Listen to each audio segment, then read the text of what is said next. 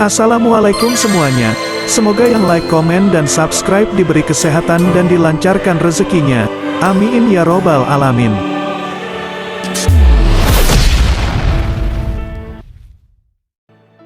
Nabi Muhammad SAW memiliki banyak sahabat dengan karakternya masing-masing. Ada sahabat yang pemberani dan menemani Rasul sejak baru pertama kali memeluk Islam bahkan sejak ia masih kecil, yakni Ali bin Abi Thalib.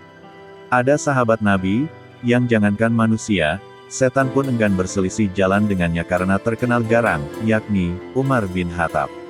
Salah satu sahabat Rasul yang satu ini yang paling berbeda, ia adalah Nuaiman. Nuaiman adalah seorang yang sangat hobi minum minuman keras, namun di dalam hatinya, memiliki cinta yang mendalam kepada baginda Nabi Muhammad SAW. Terkait hobinya mabuk, dalam satu kisah, sahabat-sahabat Nabi yang lain meminta izin untuk menghukum Nuaiman, karena mencoreng nama Islam. Namun, Nabi langsung melarangnya. Selain suka mabuk, Nuaiman terkenal lucu dan usil, sehingga setiap kedatangannya, membuat Rasul tertawa hingga nampak gigi gerahamnya. Dalam sebuah kisah, Nuaiman pernah membuat Nabi terpaksa membayar 2 ekor domba atau kambing, padahal, Nabi tidak pernah membelinya. Bagaimana kisahnya? Pada suatu hari, Nuaiman bertemu sahabat Umar bin Khattab.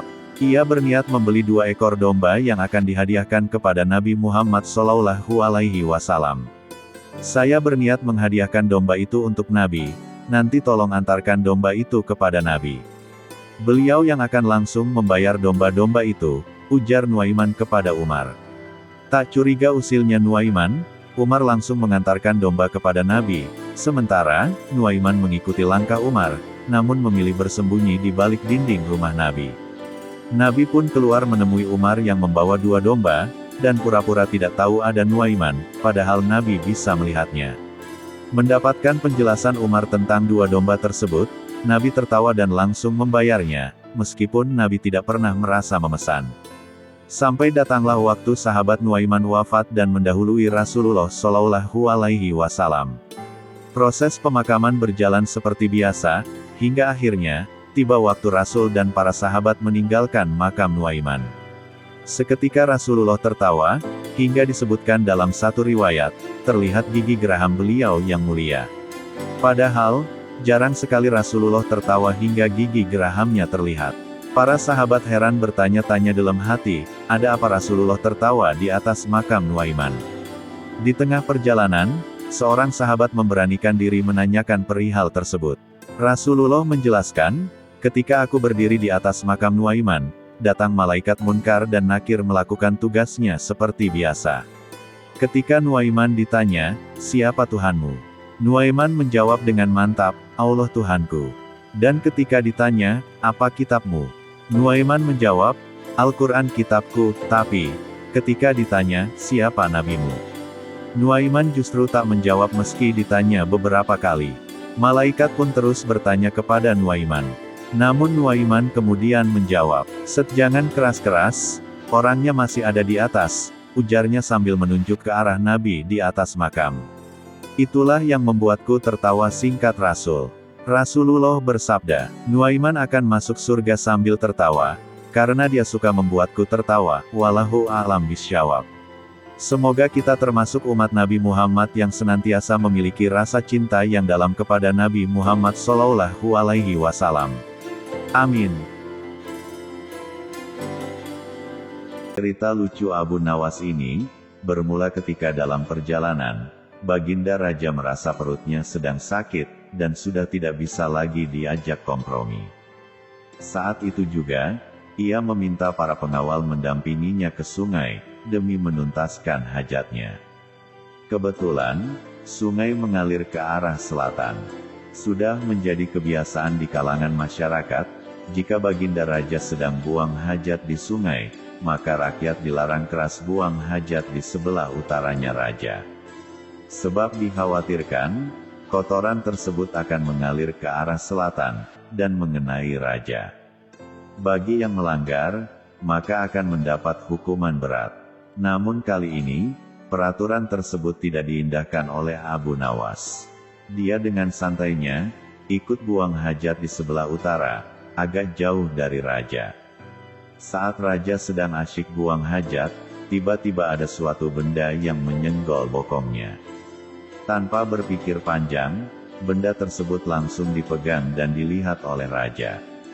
Ternyata, benda itu adalah kotoran manusia. Raja langsung menyuruh para pengawal menyusuri sungai di belahan utara, dan mencari tahu siapa orang yang buang hajat.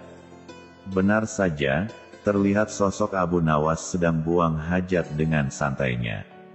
Saat itu juga, para pengawal langsung menangkap, dan membawanya ke hadapan raja untuk dihukum. Ketika di depan raja, Abu Nawas protes, kenapa ditangkap dan dihukum. Raja pun menjelaskan, bahwa perbuatan Abu Nawas, telah melecehkan privasinya, dan menginjak-injak harga dirinya sebagai seorang raja. Kamu memang keterlaluan Abu Nawas. Berani-beraninya kau buang hajat di sebelah utaraku, sehingga kotoranmu mengenai badanku. Kau harus menerima hukuman. Maaf, tunggu sebentar Paduka yang mulia. Kali ini tidak ada lagi ampun bagimu Abu Nawas. Tunggulah sebentar, tolong beri hamba kesempatan menjelaskannya. Hamba melakukan itu semua, karena sangat menghargai engkau Paduka yang mulia. Mendengar hal itu, raja langsung sedikit tertegun. Ia penasaran dengan apa yang disampaikan Abu Nawas. Perbuatan seperti itu kau bilang menghormatiku. Begini Paduka yang mulia, selama ini, jika Paduka mengadakan perjalanan dengan rakyat ataupun pengawal, tidak ada satupun dari mereka yang berani mendahului jalannya raja. Begitu juga dengan hamba Paduka yang mulia. Ketika hamba ikut rombongan Baginda, posisi berjalan hamba tidak berani mendahului Baginda. Itu hamba lakukan, karena menjaga tata krama sopan santun kepada Baginda. Iya, itu bagus, dan memang harus seperti itu. Tapi apa hubungannya dengan perbuatanmu sekarang ini? Begini Paduka yang mulia, hamba ingin menghormati Paduka, tidak setengah-setengah. Ketika buang hajat, hamba memilih di sebelah utara Baginda, dan hal ini hamba lakukan, karena khawatir, jika di sebelah selatan Baginda sedang buang hajat, maka nanti kotoran hamba tidak sopan kepada kotoran Baginda, karena sudah berani berjalan mendahului kotoran Baginda. Itu semua hamba lakukan, karena rasa hormat kepada kotoran Baginda. Mendengar penjelasan Abu Nawas, raja malah tertawa terbahak-bahak. Ia tidak jadi marah dan menghukum, tapi malah memberi hadiah, karena alasannya masuk akal, dan telah menghibur Baginda Raja. Kisah selanjutnya. Dikisahkan, seorang hakim untuk wilayah pusat kota, telah wafat setelah mengidap sakit kritis. Baginda Raja, mengutus hakim baru yang terkenal dengan sosok kejam dan bengis. Ketika hakim sudah sampai di pusat kota, para saudagar, pemuka agama, dan tokoh setempat, mulai berdatangan ke istana. Mereka membawa hadiah untuk Tuan Hakim sebagai ucapan selamat. Tuan Hakim menanyakan sosok Abu Nawas yang sering ia dengar. Mana Abu Nawas? Kenapa dia belum menghadap? Tanya sang hakim. Kami tidak tahu Tuan. Nanti kami akan menemuinya. Jawab mereka. Setelah pulang, mereka menemui Abu Nawas di rumahnya. Hei Abu Nawas, kamu dicari Tuan Hakim. Abu Nawas pun ingin menemui Tuan Hakim, dengan membawa sebuah hadiah yang sederhana.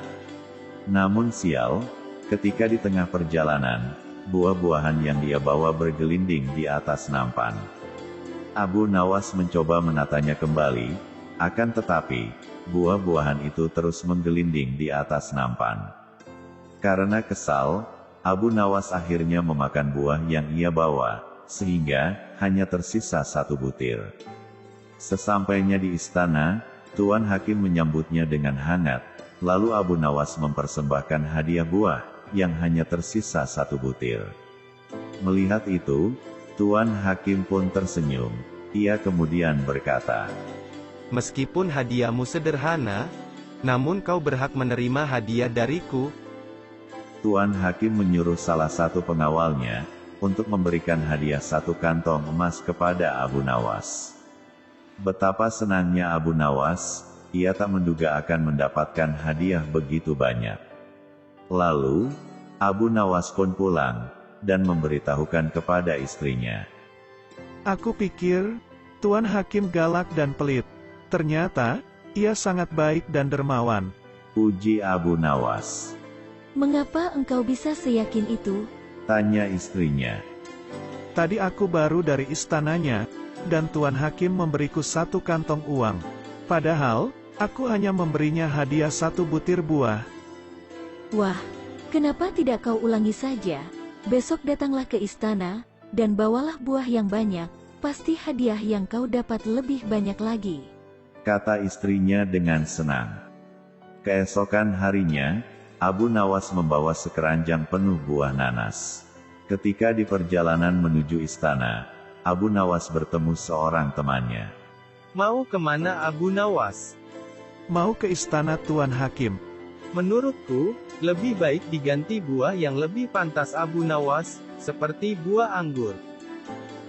Abu Nawas pun setuju dengan usulan tersebut. Lantas, ia pergi ke pasar membeli buah anggur terbaik, untuk diberikan kepada Tuan Hakim.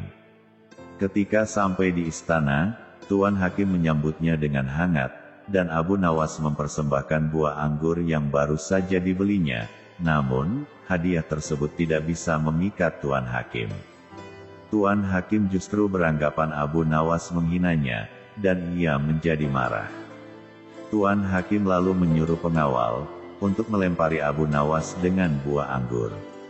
Setiap kali buah anggur mengenai dirinya, Abu Nawas selalu berkata, Alhamdulillah. Melihat hal itu, Tuan Hakim menjadi heran. Kenapa kamu mengucap Alhamdulillah? Aku kan sedang menghukummu. Dengan polosnya, Abu Nawas menjawab, Sebab pada awalnya, aku akan membawa sekeranjang buah nanas. Untungnya ada temanku yang menyarankan, supaya membawa buah anggur saja. Coba kalau yang dilempar buah nanas, tentu akan membuat kepalaku memar dan hidungku patah.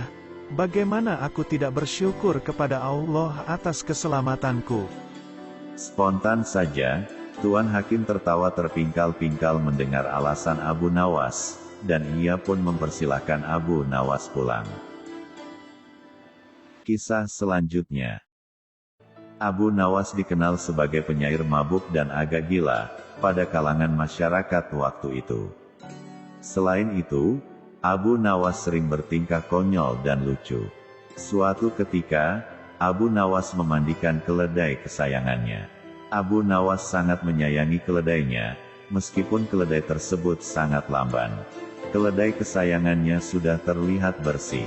Abu Nawas kemudian segera berkemas, dan bergegas untuk bepergian. Dia pun pergi dengan menunggangi keledainya. Keledai Abu Nawas lelet sekali, namun Abu Nawas tidak mempermasalahkannya. Saking lambannya keledai milik Abu Nawas, perjalanan 1 kilometer harus ditempuh berjam-jam lamanya. Di tengah perjalanannya, Abu Nawas bertemu dengan teman lamanya. Hei Abu Nawas, kamu mau kemana? Aku hendak sholat Jumat di kampung tetangga. Loh, ini kan masih hari Kamis Abu Nawas. Iya aku tahu, tapi keledaiku sangat istimewa, dia lamban sekali kalau berjalan. Aku akan sangat bersyukur kalau besok keledaiku tiba tepat waktu. Setelah mendengar itu, kawan-kawan Abu Nawas terheran-heran dan menertawakannya. Jawaban Abu Nawas tersebut membuat teman-temannya melongo, karena perilaku Abu Nawas yang konyol. Kisah selanjutnya. Abu Nawas terkadang dianggap sebagai orang yang bodoh, itu disebabkan karena perilaku dan perkataannya yang seringkali di luar nalar. Namun, sebenarnya Abu Nawas orang yang pintar dan cerdas juga bijaksana. Banyak orang yang ingin bertemu dengannya, hanya ingin memuji seberapa cerdas dan pintarnya Abu Nawas. Mereka nyatanya hanya orang yang sedikit ilmu, namun merasa memahami berbagai ilmu. Meski demikian, Abu Nawas meladeni mereka, dan berbicara sesuai kecerdasan lawan bicaranya. Tidak heran, jika Abu Nawas akan bersikap seperti orang bodoh, itu karena ia menyesuaikan lawan bicaranya.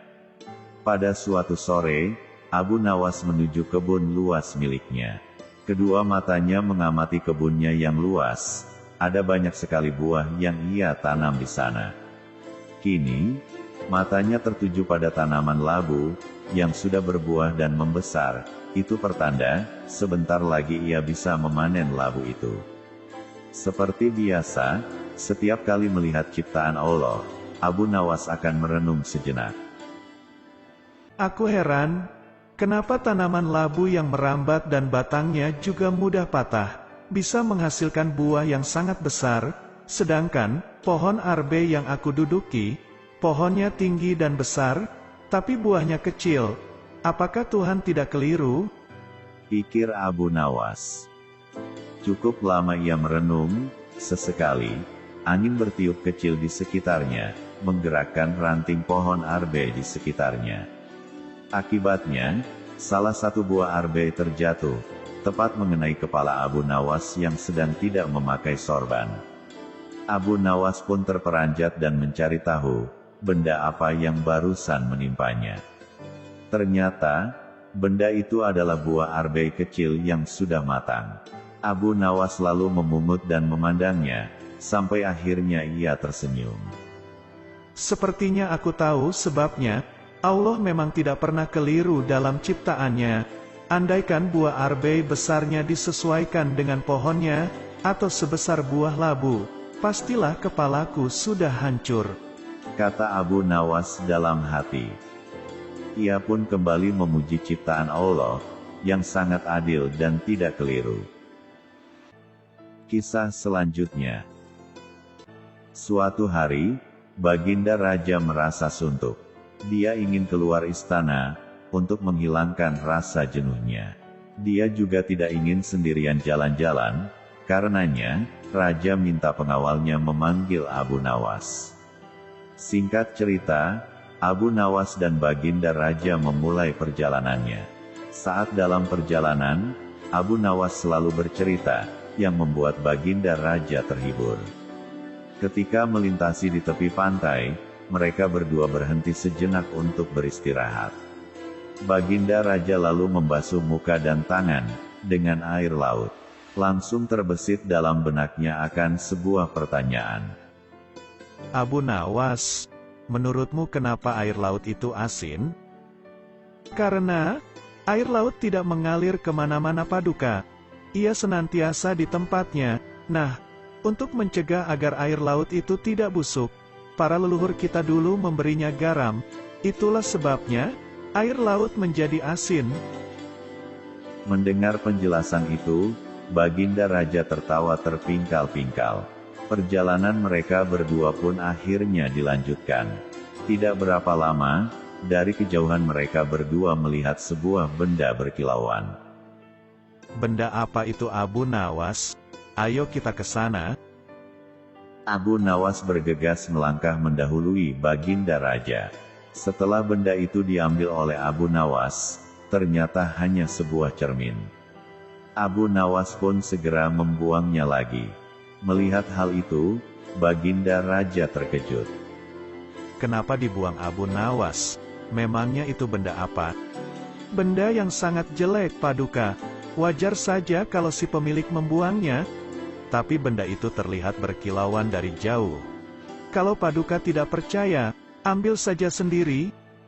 Karena penasaran, Baginda Raja segera memungut benda itu. Setelah diamati, ternyata itu hanyalah sebuah cermin.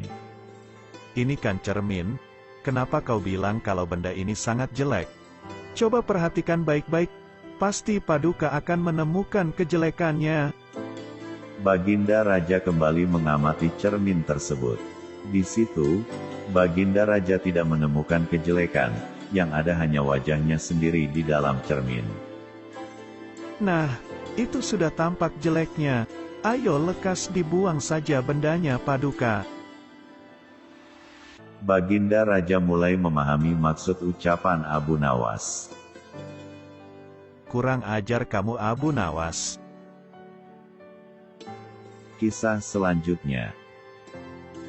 Karena kondisi keuangan keluarga Abu Nawas sedang menipis, Abu Nawas berencana untuk menjual sebuah sandal di pasar. Seperti penjual lainnya, pagi itu Abu Nawas segera bergegas menuju pasar. Setibanya di pasar, ia langsung menjajakan dagangannya itu. Ternyata, Abu Nawas menjual berbagai sandal, yang ia beri nama sandal ajaib. Ketika pengunjung pasar sedang ramai-ramainya, ia mulai berteriak menawarkan sandal ajaib tersebut. Dipilih, dipilih, aku jualan sandal ajaib, ayo beli sandal ajaib. Hanya beberapa saat ia berteriak, lalu datang seorang pemuda menghampirinya, dan melihat-lihat sandal itu. Dengan rasa penasaran, pemuda itu bertanya, Wahai Tuan, apakah benar ini sandal ajaib? Benar sekali Tuan, sesuai namanya. Kalau begitu, aku ingin mencari sandal, yang bisa merubah hidupku yang miskin ini. Apa maksud Tuan?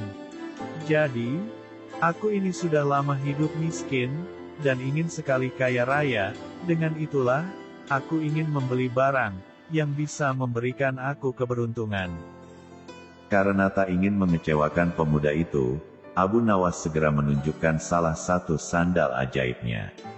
Abu Nawas menjelaskan, bahwa sandal itu bisa membuat pemiliknya, dari tidak punya, hingga menjadi punya. Merasa semakin tertarik dengan kata-kata Abu Nawas, tanpa pikir panjang, pemuda itu langsung membeli sandal ajaib yang dijual Abu Nawas. Si pemuda itu langsung memakai sandal ajaib tersebut, dan meninggalkan Abu Nawas. Ia langsung mengelilingi kampung, dengan harapan, akan mendapat keberuntungan. Pemuda itu berjalan, mengitari kampung demi kampung, dengan menggunakan sandal ajaib itu. Namun sayang seribu sayang, hingga kampung terakhir, keberuntungan itu tidak kunjung datang.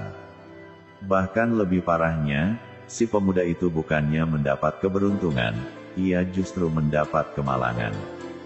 Saat itu, hampir saja dirinya dihakimi warga, karena dikira pencuri, yang sedang warawiri mencari mangsa di sekitar kampung.